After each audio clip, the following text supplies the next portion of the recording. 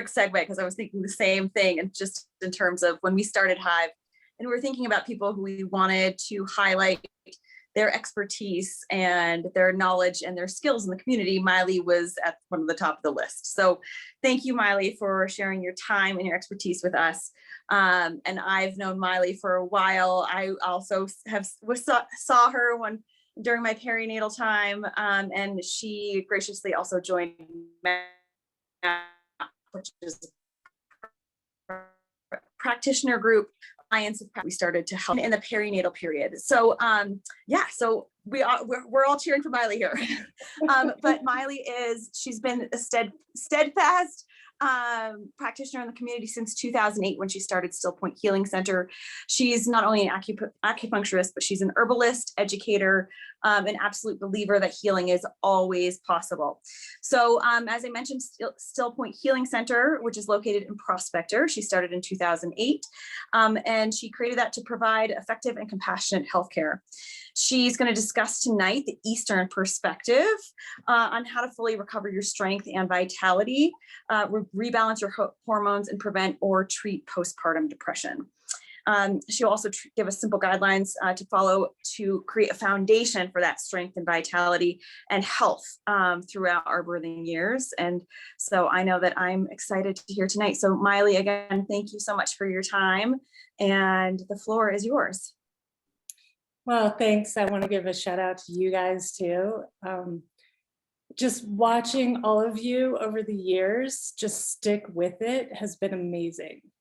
You know, and everything started with this seed, and now to see it actually blossom has really been awesome to watch. So I just want to give a shout out to all of you. And then this is going to be a little different, this presentation. I know Sarah was saying she doesn't really know much about Chinese medicine. And so I thought I would take a bit of a different approach with this. And recommend that you have some paper, pen and paper. So if you want to take a second, you might want to jot some things down, because I want to take you through an inquiry practice through the lens of Chinese medicine. And everything that I do, I use this lens of Chinese medicine. And the lens really goes back to what we call the 5 elements.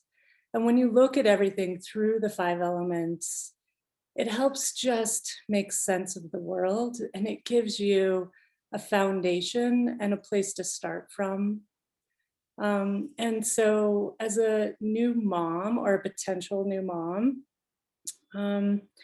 your elements are super out of whack. And so we're going to go through all of that. And as we inquire about our own elements and what's going on with our elements in this moment, whatever moment you're in, it can just help us learn about ourselves and about Chinese medicine at the same time. So I do want to give a shout out to everyone that's showing up, whether it's in this moment or on a recording, because that's the main thing, right? Like, you are here, and that's amazing. And just as a parent, to give ourselves like, I'm doing it, I'm here, right? So give yourself the pat on your back about the fact that you are actually showing up, right? You're not just talking the talk, you're walking the walk. And now I want you to take a moment and just inquire of, how are you showing up, right? Like, what is really going on right now? And I think back to when I was a new mom and I did not really do it right. And I could say I was super depleted. Okay. My daughter wanted to nurse every 2 hours for the first week, and it kicked my butt, right? So if I was in this meeting after I'd given birth, I would just be kind of a shell. And so when we think about what's showing up, how we're showing up, where we are in this moment, I want you to think about your center, okay? And when you've created a life, you've basically created an entire new earth from your earth, and that's your center. And so if you think about where you feel your center, and like I said, I felt like a shell. So my center was a void. I was giving everything to this new life. And so your center is your earth. And that's why we call ourselves Earth Mamas, right? Mama Earth. And we've just created a whole new earth. And we have to nourish this earth. So for me, when I think center, I do think around my abdomen. And when you feel around your abdomen, like I just ate dinner, so my abdomen feels a little full. But I want you to think about what you're holding in your abdomen and how your abdomen feels right now. And just give yourself a moment to think, what do you need to stay centered, to be centered, and to refill your center? So we use food to fill our center. And think about eating, like, for me, one of the most nutritious things I could possibly eat is like a coconut curry, right? It has chicken and rice and vegetables.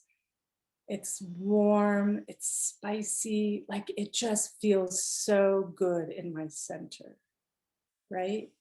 I really connect with that dish. It makes me feel nourished and like I'm refilled. Now take a moment and think about living off of hummus and carrots, right? It's cold, it's raw. Like I don't feel nourished and centered, right? So the earth element is digestion. And in Chinese medicine, we want to fill our digestion with warm cooked foods. Okay. And I have a handout that you guys can all get that talks about the different foods that are good for postpartum. But the main thing I want you to focus on is a lot of warm cooked foods and focusing on what is replenishing that center for you. Okay. And then recognizing what you need and then telling your partner what you need and telling your community what you need, right? Like, actually, you're right. I would love a meal drop. I would love some coconut curry or some chicken noodle soup or a steak, right? Those kind of things that you feel like will really nourish you. So the other thing I want you to think about when you come back to your center is not eating, right? So I did a terrible job of eating because I was just nursing, changing diapers, and trying to sleep. And suddenly I would get to a place where I was, behind my blood sugar, the needs that I had as a new nursing mother. So when I think of my center and I think of not eating, I feel very shaky, right? I don't feel very capable. And when you think of postpartum depression, you start thinking of feeling overwhelmed. And so let's say you have a friend who's just had a baby and they're feeling a little overwhelmed. You can just take a step back and go, hey, honey, have you been eating? Right? Or are you the last person to eat? Right? Are you worried about the other kids and the dogs and everything? Rather than put your mask on first, I actually want you to sit down and eat this meal first, right? Now, going back to your center, the opposite can happen, right? Where we're so stressed out, what do? We overeat.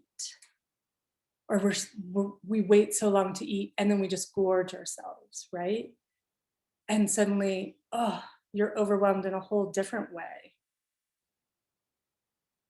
And suddenly you have so much to process just in terms of food that you actually start to feel overwhelmed and almost feel anxious and depressed as well.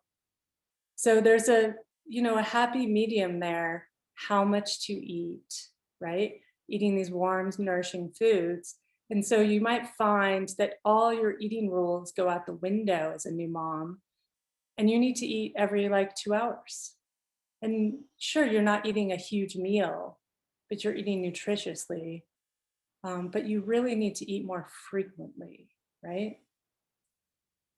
And it might be a big change for some of you, but just taking a moment to inquire, like, what will fill the center for me?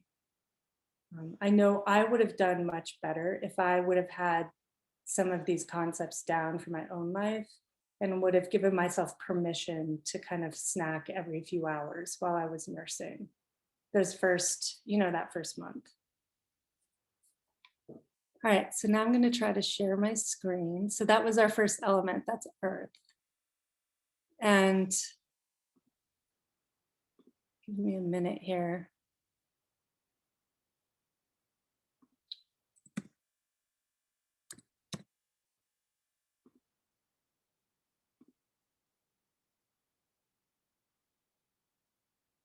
Okay. Oh no, I don't know if this is going to work.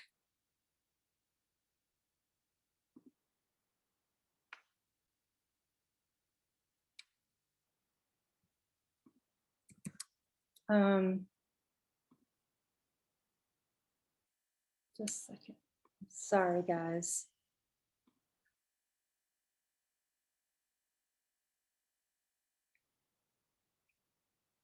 I don't know if it's going to work. Okay, so we're going to talk about the next element. We might just 86 this. Or wait, let's go back to earth. So earth can really manifest itself in worry and anxiety. And it's the kind of worry that it just never stops, right? It's like a cow chewing its cud, where it's just always chewing on something. It's like you never actually swallow it and deal with it, right? So if you feel like you're kind of spinning out of control with worry, it's really interesting to go back and look at your food. And not in a way that's judgmental. You're here to observe, right? What's working for me and what's not working for me. And it might be that you are actually eating things you don't digest well. And sometimes those things are, seem like they're superfoods, very nutrient dense. But I'm telling you, raw kale is very difficult to digest, a lot of nuts and seeds. And so just taking a step back and thinking, um, is this really working for me, the food that I'm eating? The other thing that can happen when you are having issues with earth is that you can start to become obsessive compulsive and a picky eater. And so if you find that you're starting to freak out and think, oh gosh, if I eat this, it's going to harm my baby. And next thing you know, you're living off sweet potatoes and pecans, you're definitely pathological in your earth element, right? And there are ways that we can deal with this. And sometimes, acupuncture is definitely the way to go. But sometimes you just need to actually go on a walk. So earth types do really well, or if you're having a lot of worry, actually a nice long walk is a great way to deal with this kind of worry and anxiety. Walking is so great for digestion, not running, not hiking, just walk, right? And walking really gets the peristalsis going, and it's going to help you move through. We all know, right? There's trail talk, right? There's that woman. Like walking, we just can process so much. So if you have a friend who you're getting worried about, you could say, hey, let's just go on a nice long walk, right? Maybe you have to drive to Heber or Midway to do it because the weather's better. But a lot of times this is not a place where you need to jump to, oh, I'm depressed, I have to get on meds. Sometimes it's just evaluate what you're eating, get outside, go for a walk, process what's going on, and then see how you feel. Okay. So, the other thing about the earth, one other thing is that hot water is really good for them. So, if you think about washing your dishes with ice water, it doesn't do a good job, right?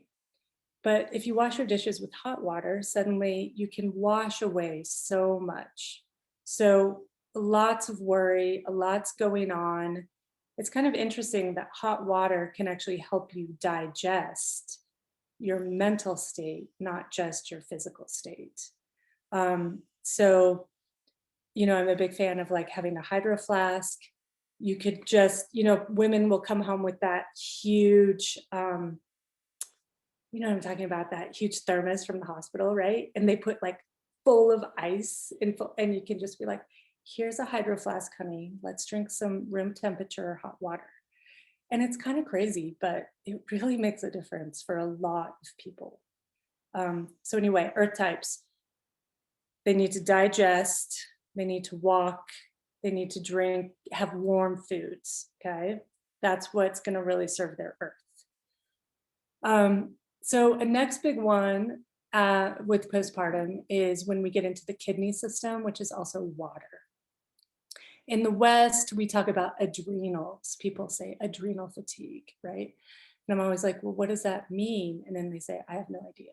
So adrenal fatigue has to do, and kidney system has to do with actually having a lot of like quiet power.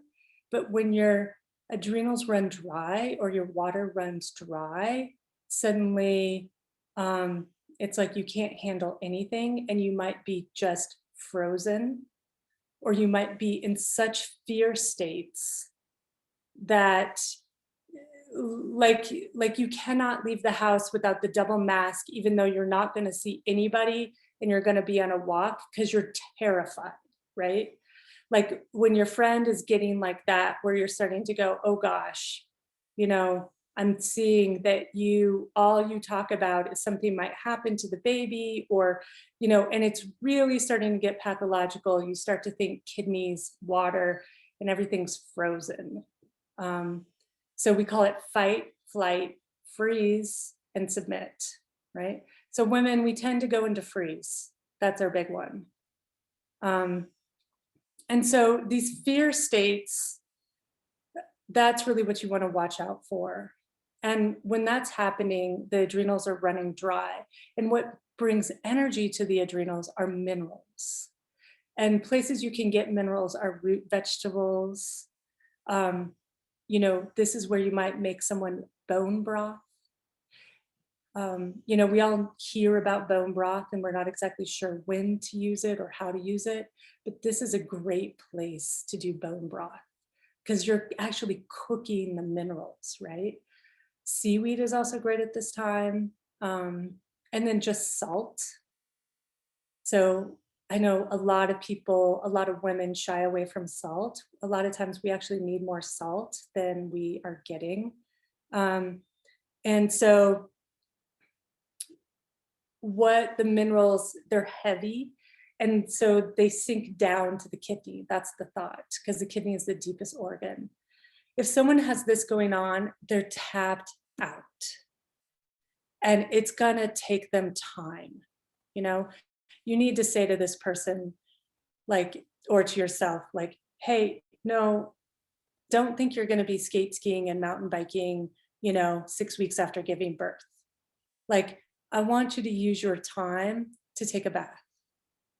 I want you to take a nap, like give yourself that chance to recover and let the energy come back organically. And maybe you won't be ready to do something intense for 6 months, You might just be that person and that's okay. It's just gonna take you longer, but you will recover, right? And this person really needs to go to bed with the gas tank like a quarter full.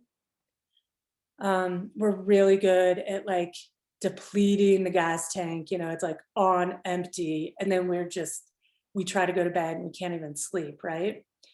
And so this concept of, actually, I'm trying to get back to a full gas tank.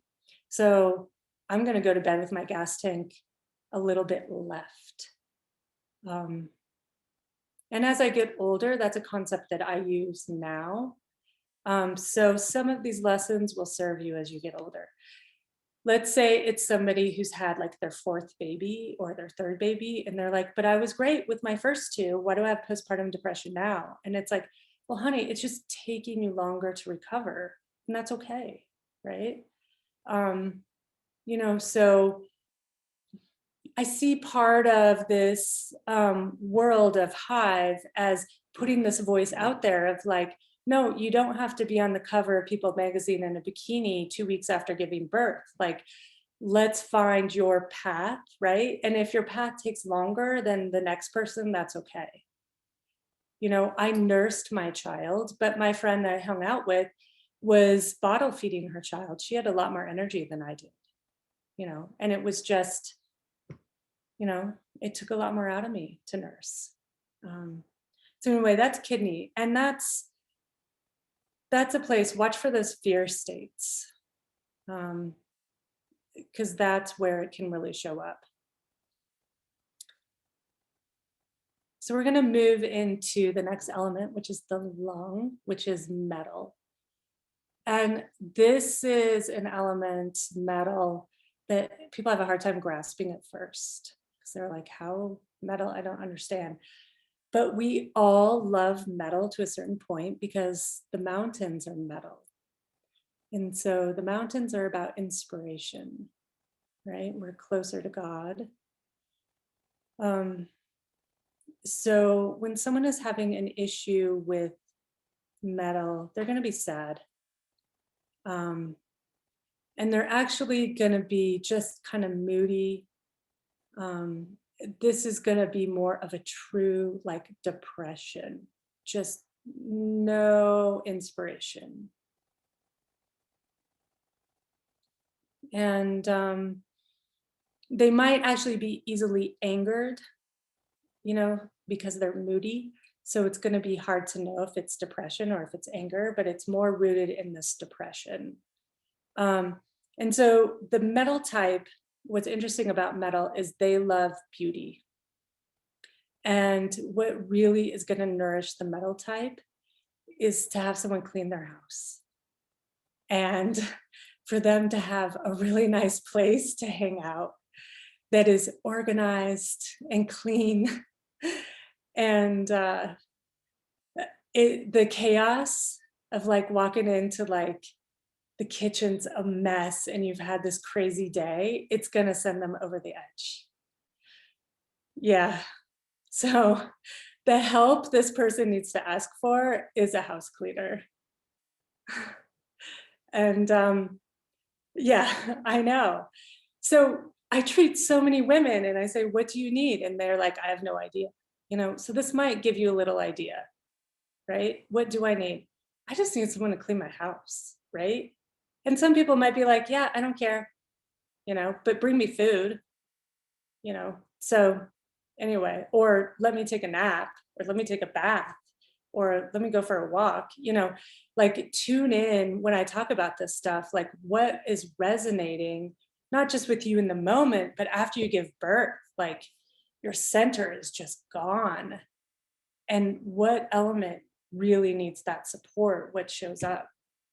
So anyway, the metal type, they love beauty. And so having the place where they can go, where they feel like everything is organized and beautiful, sometimes that's work. This might be somebody that really wants to get back to work. And they might find that they get out of that depression and they're not as moody. So that's kind of an interesting thing to think about.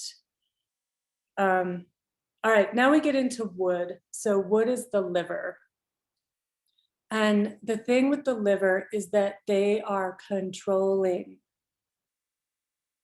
And so the wood type after giving birth is going to have a real hard time letting anyone else do anything. You know, they're going to be frustrated that their mother-in-law is there because the mother-in-law is not doing anything right, you know? And so if you find that you're really starting to get controlling and everything is driving you crazy, the metaphor to think about is bamboo. So bamboo is one of the hardest woods, but it's so flexible, okay? So at this time, you have to learn how to soften. And this is the word that I use with the word types. You know, so when you soften, it doesn't mean you're a pushover. Softening is just like if you just take that moment and feel what that word feels like inside. Like when I soften, I can see that my mother-in-law just means well and she's doing her best, right? When I soften, I can see that my husband is totally lost. He's clueless. He has no idea how to help me, right? And so the wood type really loves getting out there and like, you know, skiing fast, making big deals, right? Being powerful. So they're going to have a hard time recovering after having a kid. They're going to want to get back to work, you know, they're going to want to run Facebook and at the same time have, you know, their kids in 10 million activities and telling everybody what to do. They're really going to put themselves last in that way. But they're just going to start to become more, you know, kind of tough as nails and hard to deal with in a way. And so if you find that you're really having a hard time with control, letting go, think about softening. And if you have, you know, a friend or a family member who is getting like this, it's tough to tell them, to be really careful on how you approach it. But it might be something like, why don't we just have a glass of wine together? And, you know, then let's have a little heart to heart of like, you know, maybe you can let some things go, right? Or maybe you watch the kid and they go out to dinner with their partner, and in that way they can practice letting go of control. But it is a tough one. It is a tough one, and I think actually postpartum wise, they can either, you know, just kill it. So if you have a friend who you're just like, dang man, you're back at it, they just might be a wood type, you know, and they're doing well. But let's say it's a coworker or a boss and they're just getting a little out of control, you know, you might have to figure out a way to talk to them about just softening a little and letting other people do some things for them. What else? Yeah, the other really interesting thing about wood is that they're going to be more susceptible to the wind. And this is kind of a concept that doesn't translate well to the West, but I want to caution everybody after giving birth. Your pores are open, your ligaments and tendons are very vulnerable. So I would not ski that first month, you know, it's just too much. And people are really, you know, the wood types are going to really want to get back out there. It's easy. I mean, how many women do you know have torn their ACL, right? Either during pregnancy or after, like a lot. So this is a place where you really want to be careful with how much you're getting out there and you're in the elements. You want to give yourself a good month of getting your body to consolidate again. Your tendons will start to shore up and your ligaments, your pores will actually close up and you'll be stronger. But that first month, you're really vulnerable, and you're really vulnerable to things like wind. And so the first thing that comes to my mind is skiing. I think mountain biking too, right? you're just not ready, 1 month out of giving birth. And that might be hard for some of those wood types because they like to go out there and just hit it hard, you know. So the last element is fire.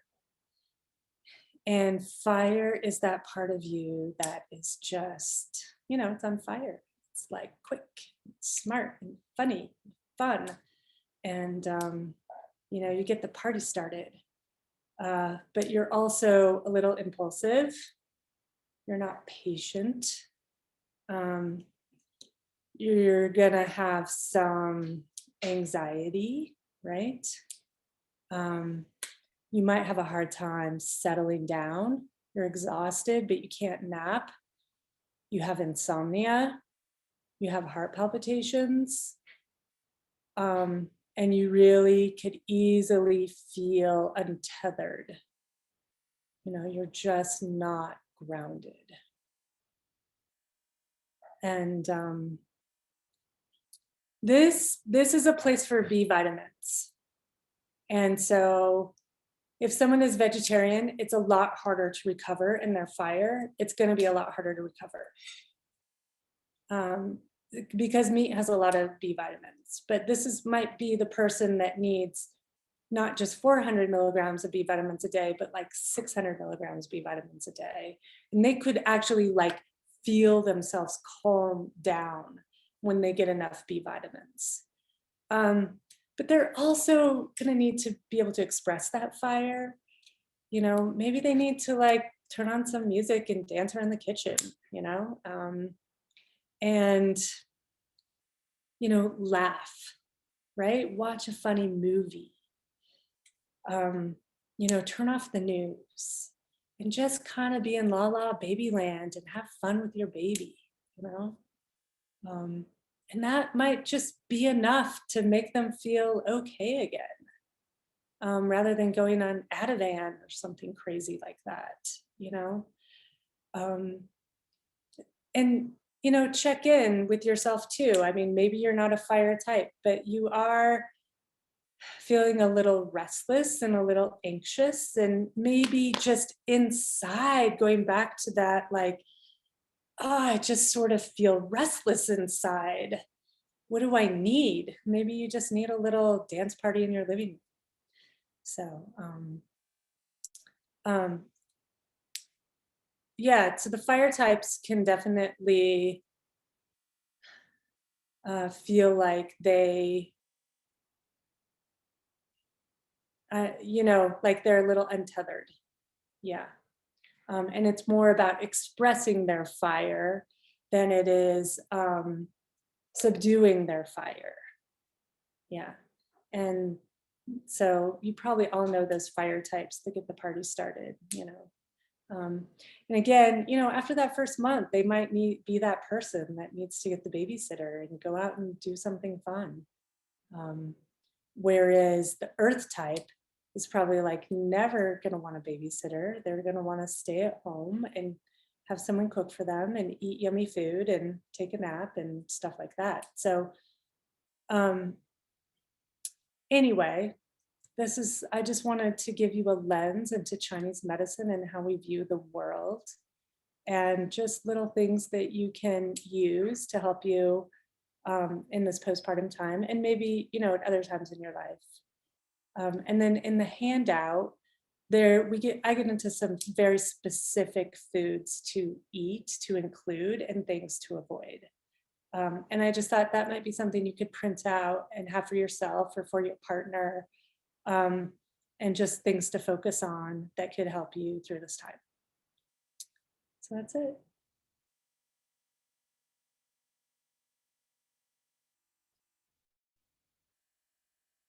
So if anyone has any questions, I'm more than happy to talk about Chinese medicine for hours. Maile, that was so informative. I loved it. Loved it. My question is are you one of these elements generally most of your life, or do these elements come and go and intersect and change and, how do you? So you do have, we call it constitution. A lot of us might say our genetics. But things do shift. And how they shift is lifestyle, right? Or in this case, you have your constitution, and then you have a couple elements that you're always kind of dealing with. But suddenly one element, earth, just collapses. And how does that change this whole balance? And that's why sometimes people really feel caught off guard, because they've never known what it's like to have their earth collapse, right? And by collapse, I mean, suddenly you've given your earth to create a whole new earth, i.e. this baby. So my element is metal, and metal really likes black and white. And it's one of those things over the years where, like, you might notice, but I almost always wear black and white, and it just makes me happy. That's just who I am. Yeah.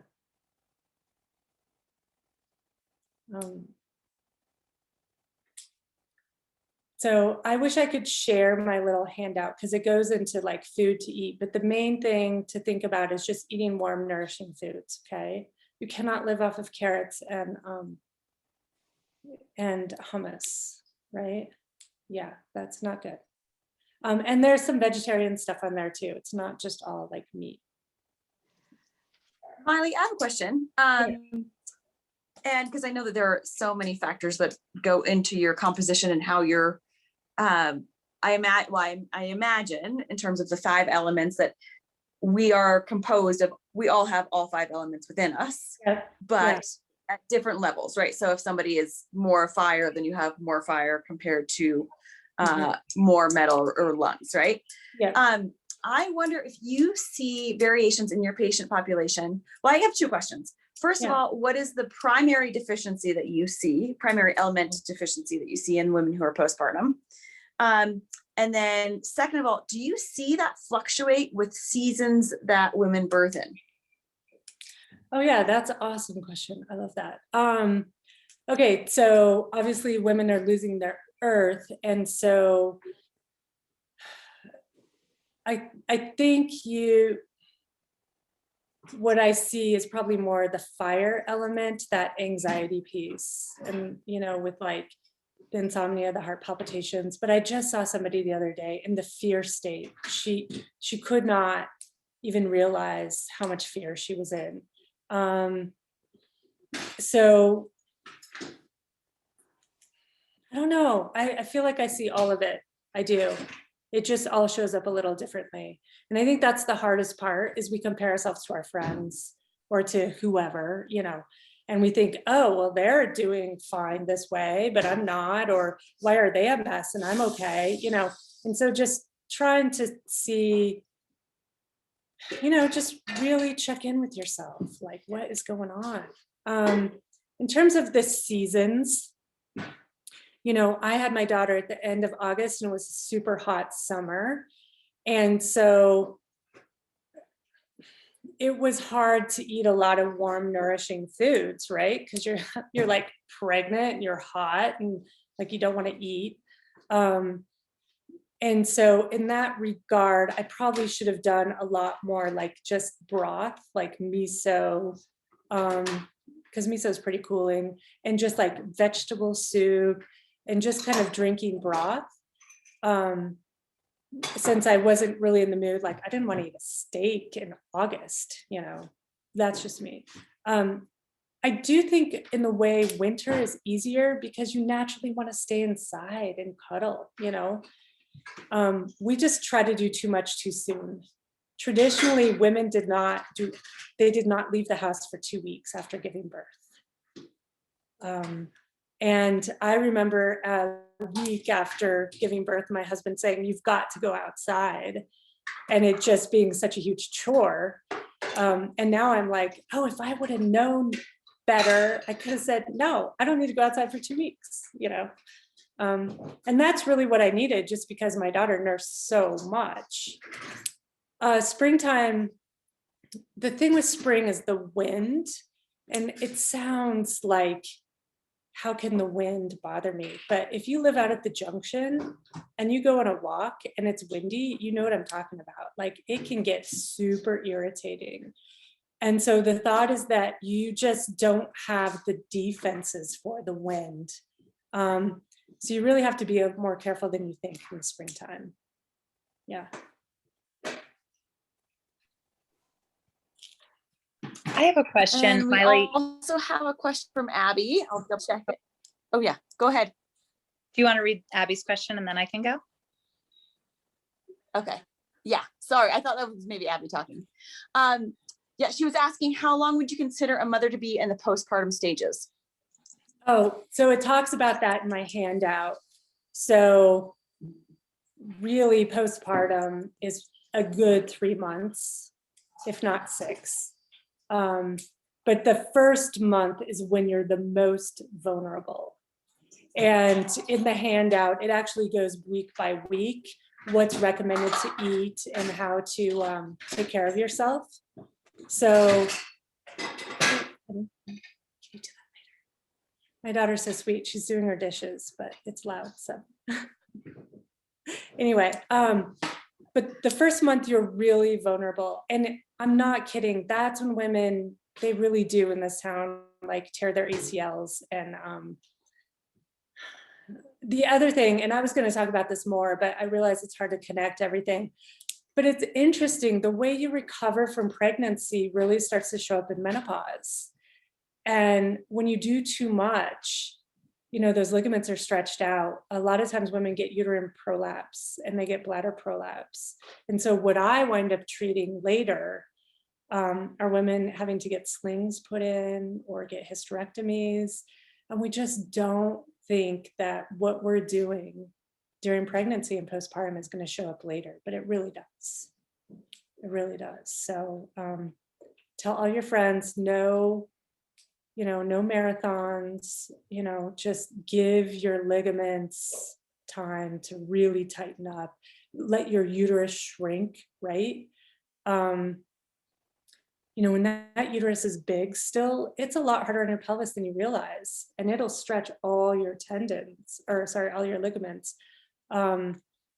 And so when you let yourself rest and recover and you're nourishing yourself properly, your body has the energy to like get the uterus small again, get the ligaments and tendons all tight, close up your pores, and then you're like ready. You're in fighting shape, right? Right. Julia? I was just curious. It's actually a good segue. I was curious if you could touch a little bit more on like transitioning back into exercise postpartum. So I definitely hear you on like taking the month to take it easy and stuff. Like how would you suggest getting back, and like when is the right time, and what types of exercise are good to ease back into it? Yeah. So again, if you can kind of pinpoint what element you are, it's going to help you. But in general, I would look into something, thinking about return to sport. And there are some trainers in this town who do things like that. But I love Pilates. I would start with something like, if you can find a postpartum yoga, or Pilates, if you can find a trainer. There's actually a trainer who I know of, who I'm going to try to connect to Hive, who's training for postpartum, like doing like split squats with like a bunch of weight. Like, no, your pelvis cannot do that. You are loosey goosey. But if you're that wood type, you're going to be chomping at the bit to get back out there, right? You're going to be like, I need to ride my bike or I'm going to go crazy. So you're going to have to really watch your that gas tank. And it's not when you return to sport, it's about slowly building, right? It's not about, I'm going to deplete myself so I can get stronger. So you're probably doing more like, I don't know if you study like zone 2 training, where you can still talk, right? Right. You know, so if you do Pilates and then you're doing zone 2 where you still talk, for like, I would say 3 months, I would seriously not push it. It's going to come back to bite you. There's just no doubt. Cool. Okay. That's good advice. Thank you. Yeah. So zone 2, I don't know if you follow that stuff, but I I love don't, that, but Maile. And Yeah. Julia, that was such a great question. I think we have an idea for a speaker. nice. You know, Yeah. so I would love a conscientious, you know, speaker in line with this information, because it's just so informative. And it's so, there's so many, there's so many myths. It's a lot of stories and anecdotes and comparison. I have another question. I was at a birth recently and I saw, I had a chance to like check out the placenta, which was so cool. It's so beautiful. And I was, again, and I teach childbirth, so I know this, but to see how it's connected to the uterus really and how big it is made me just realize and like have a lot of reverence for the healing of the uterus. And I think, you know, the exercise question is a lot about like, you know, I think about, you know, the vagina and, you know, other, like how you birth the baby and things like that. But really, this is a wound that, you know, we're not talking about a lot. And my question specifically is like, what, and maybe this is in your handout, but like, how do you replenish the blood loss and the like fluids and all the postpartum, you know, recovery post-birth? Yeah, it is in the handout. And also, truthfully, this is where herbal medicine comes in. And we don't talk about this that much. You know, Heather DeFord and I had this like little fantasy of like having this, you know, clinic back in the day where women would come and we'd make them these herbal concoctions, right? That's what women did. And we have lost all that knowledge. I mean, it's unfortunate, but I studied with one of the first licensed midwives in the United States. And what she said was that we actually lost more women during the, what do you call it? You know, when they burned all the witches, than they did people in the Holocaust. Like we lost all that information, that connection. And you know, China, the way they treat women is very interesting, but they didn't lose that knowledge. And so the reality is you can't always eat a therapeutic dose of what you need. And also what you need might be in a form that you cannot digest. Like humans, we cannot digest bark, but the most active ingredient might be in the bark. And so, you know, there's just no doubt when you look at it, you know, some of these super nourishing foods like bone broth, like miso, like, you know, there's a little drink on my handout that comes from Ayurveda, which is based on milk. And it's no doubt that these things are great. But for the most part, especially if someone's lost a lot of blood, you have to take herbs. Yeah. And then taking the placenta is not actually a part of Chinese medicine like people think. It's not always indicated. So if you take your placenta or you know someone who does and it's not making you feel good, stop. Yeah, so it doesn't always work. Yeah, the placenta. Sometimes you need other herbs. Would the herbs be something that like you could do in advance? Or would it be more of like an evaluation once the baby's born, dependent on where you're at then and what you need? So there are some herbs that you can do in advance. And I have most of the women in my practice who do herbs when they're pregnant, it's because something's not going right, which is kind of ironic, right? But at the same time, when you're pregnant, you don't want to do too much that you don't need. You really want to be mindful of that. If your body's working well, just let it do its thing. But there are some herbs that are specifically designed to be taken during pregnancy. And where I've seen that work is like someone hemorrhaged during their first birth. So we gave them herbs, even though nothing seemed to be wrong. And then their second birth, everything was fine. And then they felt postpartum wise, those same herbs just brought them out of depression like instantly. And so there are times when you can do it ahead of time. Mm-hmm. I like that idea of we talk about a lot of the idea of preventative medicine, right? And so that's, I think, part of the discussion tonight, obviously, with understanding and inquiring about your elements and where you reside, to understand practices that you can implement in your own life, to when you realize you're getting to the kind of that bridge, right? So, but in that same vein of timing, prevention or optimal time to get treated, I do have a question. Just do you recommend an optimal time to start receiving acupuncture postpartum?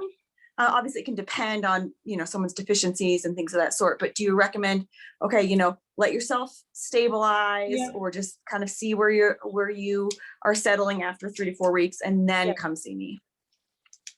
I think if you just have a whisper, if you're like, oh shit, call right away. Women just wait too long. Chinese medicine is amazing, but it's not a miracle. It's not Tylenol. It's not Ativan. And some of these things take a little time, which is fine, and you kind of got to get used to taking herbs. And then everyone's like, well, I'm nursing. Can I take herbs? And there's that whole thing. And you have to realize there's thousands of years of use of herbs with women when they're pregnant, when they're nursing. Like, a lot of this is figured out. And we have to, again, kind of look at what's holding us back. Is it that I don't want to take the time? Is it that I'm in a fear state? Is it that I'm too worried? Is it that I'm too anxious? So you can kind of look at your own lens and go, what's preventing me from asking for help or reaching out or whatever it is? But I think just using that intuition and trying to come in. If you have the luxury of having help, like I'll see women when they're pregnant or help them get pregnant, and they're like my best friend, and then they have their baby and I never see them again. So if you have the luxury to come in, just come in as soon as you can. But if you get that whisper, don't wait, Yeah.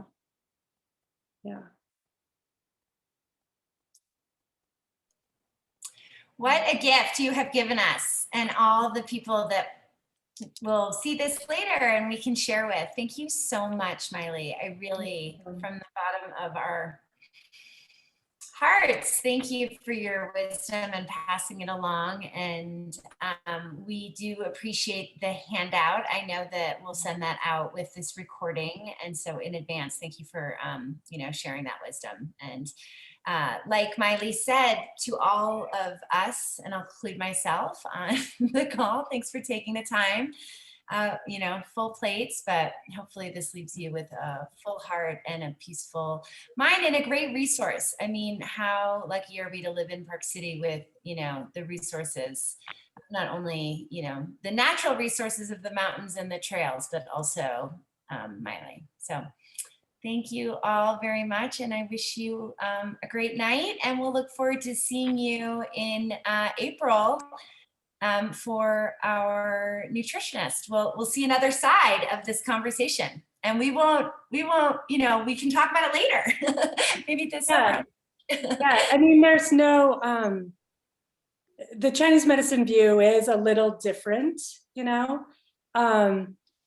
but obviously I love it. And I hope you just can use whatever you find that you connect with to help you determine those other nutrition pieces, like what people will say. And you'll be like, does that resonate with me? Does that work with my element, right? And from there, it can help you make sense kind of the world and all the information that's out there. Yeah. Awesome. All right. Thanks. And I will just say to everyone, as we do every time, that we are always open to suggestions, and we love the connection that we find with this community, and the needs that we hear, even just like tonight, like, okay, yeah, we need to have an actual speaker come in and talk about postpartum exercise. Speaking of which, that's one of the main reasons that I helped organize a postpartum workshop. So if anybody does have questions, it's more of like a self-guided information about how to evaluate your own body and then apply it to your exercise. But it's those kinds of connections with this community that we realize what your needs are. So please let us know if there's something that we are not addressing or that you feel like would be interesting. Or if you, just like Maile said, if you have resources that we're not aware of, like Maile has that postpartum trainer that she would like to link us up with. So we are all ears because we want to be the best that we can be for all of you. So thank you so much, everyone, for joining. Thank you. Have a great night. Thanks, you too. Thank you, Bye. Maile. You're welcome. Thanks for having me.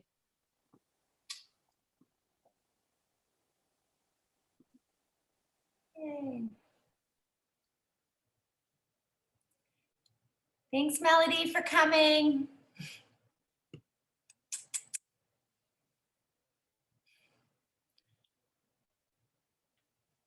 Stop recording.